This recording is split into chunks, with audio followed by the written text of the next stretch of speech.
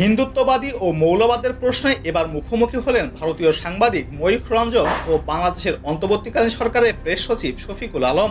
রাতে অনলাইনে এক প্রশ্নোত্তর পর্বে তাদের মধ্যে তীব্র আলোচনা চলে। ময়ূখ রঞ্জন বাংলাদেশে হিন্দু সম্প্রদায়ের ওপর হামলার অভিযোগ তুলে শফিকুল আলমের কাছে মৌলবাদের বিষয়টি নিয়ে প্রশ্ন করেন।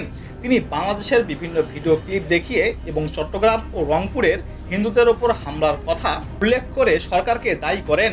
প্রশ্নের উত্তরে শফিকুল আলম বলেন, ভারতীয় মিডিয়া হিন্দুদের বিরুদ্ধে ঘটনার খবর সবগুলো অতিরঞ্জিত করে প্রচার করে।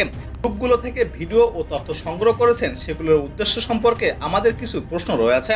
ময়ূখ রঞ্জনের ছবিগুলো তুলে ধরে শফিকুল আলম আরও বলেন, আপনি এসব দেখতে চান বলেই এসব আপনার চোখে পড়েছে।